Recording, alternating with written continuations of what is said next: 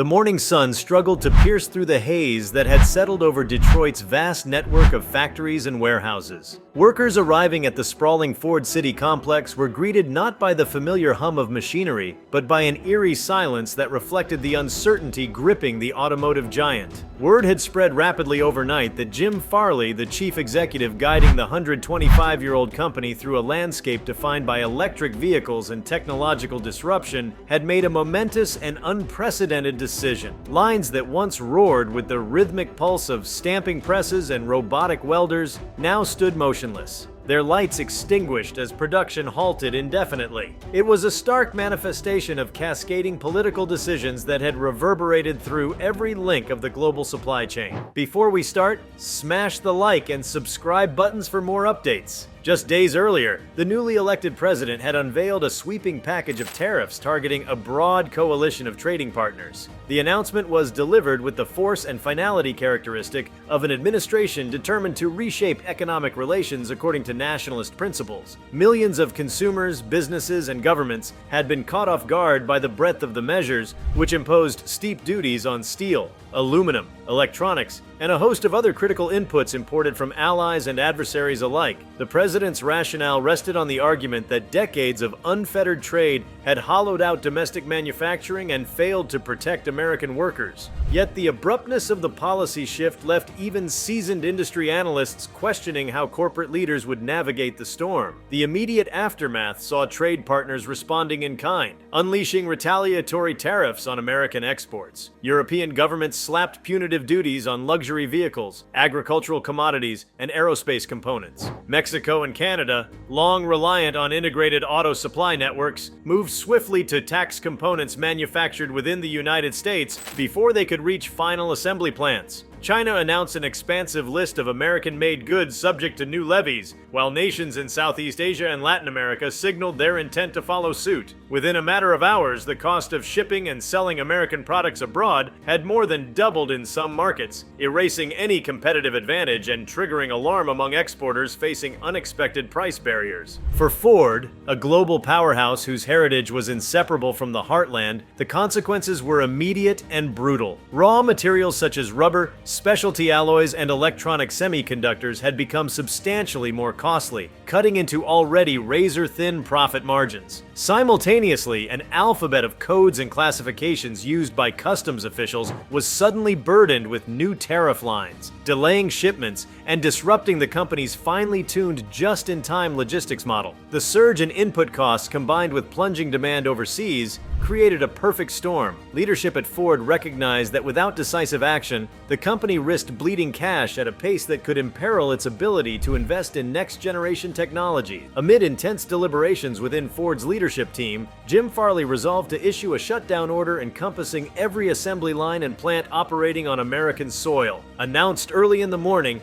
the decision marked the first time in Ford's history that production would grind to a halt across the entire domestic footprint. The rationale was multifaceted. By temporarily suspending operations, management could stem the financial hemorrhage driven by tariff-related costs and preserve capital for critical research and development efforts. It also bought time to recalibrate supply chains, explore alternative sourcing arrangements, and engage with policymakers in a bid to mitigate the punitive trade measures. The human dimension of the shutdown was unmistakable. Thousands of hourly employees, many of whom had dedicated their entire careers to assembling vehicles in factories, passed down through generations, grappled with sudden unemployment. Plant managers wrestled with the logistical nightmare of securing idle machinery and redirecting teams toward maintenance or retraining initiatives. Unions issued statements decrying the decision as a knee-jerk reaction that jeopardized livelihoods. Despite assurances from corporate leadership that the suspension was temporary and necessary to safeguard the company's long-term viability, uncertainty reigned in break rooms and local communities whose economies were inextricably tied to Ford's operations. Beyond Ford's own campus,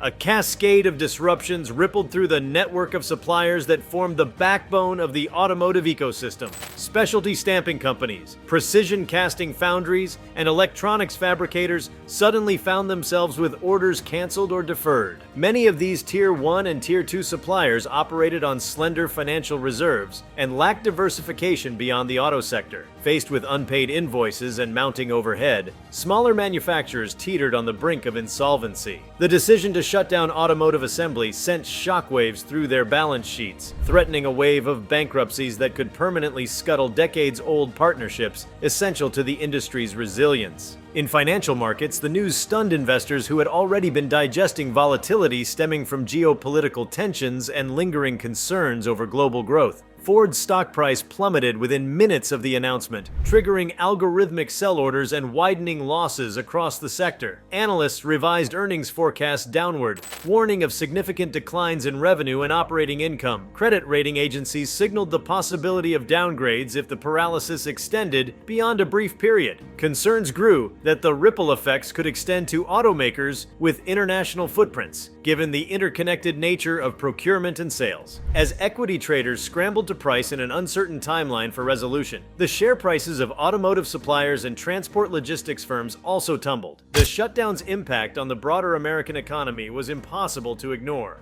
The auto industry accounts for a substantial share of manufacturing output and plays a critical role in both urban and rural economies. State and local governments braced for reduced tax revenues as vehicle sales plummeted and factory payrolls were frozen. Local businesses, from diners that catered to factory shift workers to parts retailers, faced sharp declines in foot traffic and sales. Unemployment insurance systems, many already strained by recent economic headwinds, anticipated a surge in claims. Economists warned that the confluence of higher consumer prices, rising input costs, and widespread job losses could tip regional employment markets into recessionary territory. Politically, the executive branch found itself under intense scrutiny. Supporters of the president's hard line on trade celebrated the move as a necessary disruption to renegotiate more favorable deals. Critics argued that the tariff strategy had backfired spectacularly, inflicting pain on American workers and undermining national competitiveness. Lawmakers from both parties called for emergency hearings to examine the decision's repercussions and explore legislative remedies. Some proposed targeted relief for affected industries, while others threatened to retaliate with legislation that would constrain the administration's authority to unilaterally impose tariffs. Foreign capitals watched closely, weighing the implications for future negotiations and the stability of global trade norms. For consumers, the shutdown translated into uncertainties in the market for new vehicles and potential cascades in used car pricing. Dealerships found themselves unable to promise delivery dates for pre-ordered models, and prospective buyers hesitated as the inventory pipeline stalled. Automotive lending institutions grew cautious, dialing back finance offers amid fears of a market freeze. At the same time, speculation swirled about price adjustments once production resumed, with industry insiders debating whether pent-up demand would drive a surge in vehicle costs or whether weakened purchasing power would force automakers to offer steep incentives. The consumer experience, usually taken for granted in the automotive sector, became fraught with ambiguity and logistical challenges. Globally, supply chains that had been optimized for efficiency and scale buckled under the weight of abrupt policy shifts. Manufacturers across industries confronted the prospect of localizing production or diversifying suppliers to reduce exposure to tariff risk. Companies accelerated plans to move operations to lower-cost regions outside the United States, Mexico, or Asia. Others invested in technologies such as additive manufacturing to produce parts closer to final assembly plants. The specter of trade fragmentation prompted corporations to revisit decades of offshoring and outsourcing strategies, acknowledging that geopolitical calculations had become as critical to procurement decisions as cost analyses and quality metrics. Within boardrooms around the world, corporate strategists pored over contingency playbooks, simulating a landscape in which economic nationalism became the new norm. Risk management teams highlighted the need for greater agility in sourcing, urging cross-training of employees and modular factory designs that could pivot between products or markets. Digital transformation initiatives gained fresh urgency as executives looked to leverage data analytics and artificial intelligence to forecast disruptions and orchestrate complex logistics networks in real time. The sudden shutdown by one of the world's largest automakers crystallized a sobering lesson. Resilience and adaptability could no longer be secondary priorities. Diplomatically, The tariff war set off alarm bells among allies concerned about the erosion of cooperative economic frameworks. Discussions among European Union leaders, Asian trade pacts, and regional blocs in South America took on renewed urgency as member nations explored collective responses. Some moved to strengthen intra-regional ties, negotiating preferential agreements that explicitly barred punitive measures targeting jointly produced goods.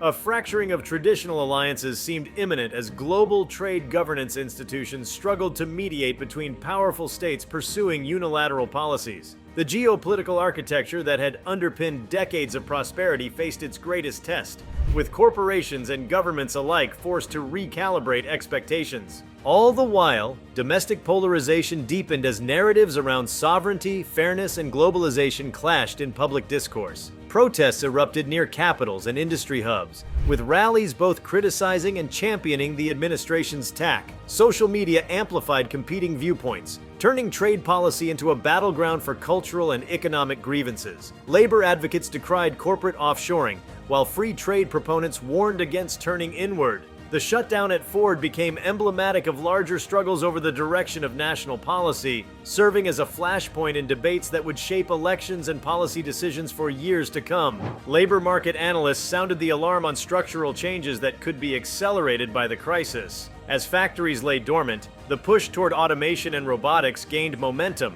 with companies reevaluating cost structures that had long relied on human labor. The very technologies heralded as the solution to productivity challenges now threatened to displace workers already sidelined by trade disruptions. Workforce development programs scrambled to update curricula in technical schools and community colleges, emphasizing skills in engineering, programming, and machine maintenance that could buffer against the vagaries of global politics. Economists warned that a prolonged standoff would exacerbate inflationary pressures already stoking concerns among central banks. Higher production costs would filter through to consumer prices, while supply shortages could distort market dynamics. Monetary policymakers faced a difficult balancing act. Raising interest rates to cool inflation risked tipping fragile economies into contraction, while keeping rates low risked entrenching price increases and undermining purchasing power. The automotive shutdown crystallized these dilemmas, offering a stark illustration of the interplay between fiscal decisions, trade policy, and monetary stability. For emerging markets, the fallout introduced fresh challenges and opportunities. Countries positioned as low-cost manufacturing alternatives saw an influx of inquiries from companies seeking to relocate operations. Yet these nations faced their own infrastructure limitations and geopolitical sensitivities. Governments weighed the promise of investment against potential environmental impacts and social unrest triggered by rapid industrialization. Meanwhile, some resource exporters benefited from surging demand from other buyers, leveraging tariff-driven distortions to negotiate higher prices. The global balance of economic influence teetered as capital flows sought new footholds in a disrupted landscape. The episode underscored the centrality of trade interdependence in a globalized economy. Industries once confident in the stability of cross-border commerce now confronted the fragility inherent in policy fluctuation. Corporate boards recognized that legacy supply chain models needed radical reinvention, blending digital monitoring tools with strategic stockpiles and dynamic sourcing networks. At the same time, governments grappled with designing policies capable of protecting domestic interests without provoking debilitating retaliation. The Ford shutdown shone a spotlight on the delicate equilibrium between sovereignty and cooperation that underpins modern markets. The abrupt halt to operations sent shockwaves through towns built around Ford plants, where entire communities found their rhythms dictated by shift schedules and production demands. Local economies resembled ecosystems nourished by the steady flow of wages, and when that flow ceased, schools, small businesses, and public services felt the strain. Families accustomed to stable incomes faced precarious financial decisions, while municipal budgets, anticipating factory tax contributions, braced for shortfalls. The cultural identity of many Midwestern towns, steeped in blue-collar pride and a heritage of craftsmanship, confronted an existential challenge as the very symbols of industrial prowess stood dormant. Church groups, civic organizations, and local media worked to fill information gaps, offering support networks for anxious families. Volunteer initiatives sprang up to distribute resources and provide counseling, highlighting the resilience and solidarity that often emerges in times of crisis. In these communities, the shutdown was more than a business decision. It reverberated in the everyday lives of neighbors whose shared history revolved around Ford's enduring presence. A swirl of headlines erupted across national newspapers as executive boardrooms flickered to life, each screen reflecting the stark reality that an icon of American manufacturing had gone dark. Across social media platforms, opinion pieces and amateur analysts debated the precedent being set, dissecting the chain of events yet again from fresh vantage points. For many observers, the instant cessation of assembly line activity served as a visceral reminder that the interdependency of global commerce could give way overnight to political edicts. The story spread beyond automotive circles into corridors of power in Washington, Brussels, and Beijing, fueling a broader conversation about economic sovereignty and the vulnerabilities that lie beneath the surface of modern trade relationships. Within legal corridors, intellectual property and trade law experts pored over every clause of international agreements and bilateral treaties, searching for avenues to challenge the tariffs before a World Trade Organization dispute resolution panel. Detailed legal memos assessed whether the new levies violated most favored nation status or breached commitments under the General Agreement on Tariffs and Trade. Litigation strategies outlined potential responses, ranging from injunctive relief aimed at halting the tariffs' implementation to claims for damages based on lost export opportunities. These proceedings promised to span months or years, injecting yet another layer of complexity into an already tangled dispute. Amid the corporate scramble, an equally frantic public relations operation unfolded behind closed doors. Ford's communications team convened non-stop briefings to craft a narrative that balanced candor about the financial pressures with reassurance about the brand's commitment to its workforce and American heritage. Crafted statements emphasized a proactive stance, portraying the shutdown as a strategic pause rather than a capitulation. Simultaneously, marketing divisions explored campaigns to reinforce brand loyalty once production resumed, drawing on themes of resilience and renewal that could resonate with a public grappling with economic uncertainty. Investment committees at major pensions and sovereign wealth funds convened to reassess their exposure to the auto sector. For retirees dependent on returns from manufacturing stocks, the specter of prolonged production stoppages raised alarms about dividend cuts and portfolio volatility. Actuarial teams recalculated long-term cash flow projections, incorporating scenarios in which trade tensions persisted or intensified. Some funds began shifting allocations into asset classes perceived as safer havens, such as government bonds or infrastructure projects insulated from tariff risk, thereby rippling the impact of the automotive freeze through capital markets far beyond Detroit's city limits. Insurance carriers also found themselves reevaluating risk frameworks. With factories idle and supply chains disrupted, policies covering business interruption, cargo transit, and equipment breakdown came under intense scrutiny. Underwriters debated whether the tariff-induced standstill qualified as a covered loss or fell under political risk exclusions. Premiums for new policies in vulnerable sectors began to climb, while claims adjusters wrestled with complex determinations about covered damages. The insurance industry's response underscored how a single political decision could cascade through ancillary markets often taken for granted. State capitals in the Midwest reacted with a mix of defiance and pragmatism. Governors issued executive orders to convene emergency councils, exploring tax incentives and grants to entice Ford to restart operations. Infrastructure bonds earmarked for road and port upgrades were fast-tracked, aimed at reducing logistics costs for the automaker. Economic development agencies pitched proposals to retool factories for alternative production lines, ranging from heavy machinery to renewable energy components, hoping to mitigate the impact on local workforces. These efforts revealed the intricate dance between private corporations and public policymakers when large-scale employment hangs in the balance. Colleges and vocational schools and automotive hubs pivoted strategies overnight, launching crash courses in industrial maintenance, robotics programming, and advanced manufacturing techniques. Enrollment offices reported a surge of interest from displaced workers seeking to future-proof their careers. Partnerships emerged between educational institutions and private training firms to deliver modular certifications that could be stacked toward full technical degrees.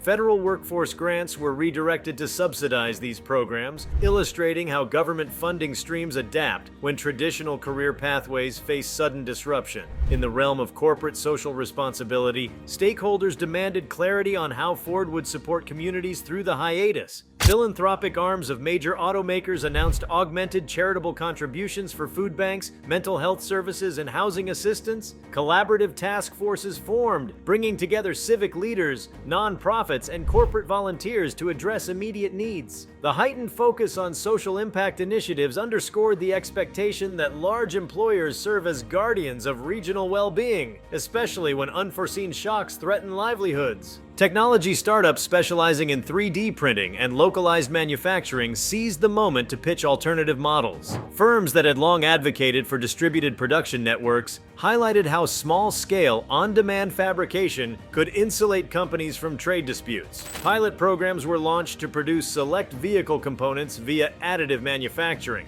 seeking to prove viability at scale. If successful, these experiments promise to reshape the traditional paradigm of mass production, replacing centralized mega-factories with networks of regional micro-facilities capable of rapid reconfiguration. Cybersecurity experts seized upon the lull in physical activity to conduct intensive vulnerability assessments of industrial control systems. Previously, routine maintenance windows offered limited windows for thorough inspections. Now, with lines offline indefinitely, IT and OT security teams intensified efforts to patch software vulnerabilities, test network segmentation, and update protocols for remote monitoring. The irony lay in the fact that a production freeze offered one of the few opportunities for sweeping digital overhauls without further disrupting output, potentially strengthening defenses against future attacks that could compound tariff-related losses. Risk managers across sectors updated wargaming scenarios to reflect a world in which geopolitical rivalries led to segmented economic blocks.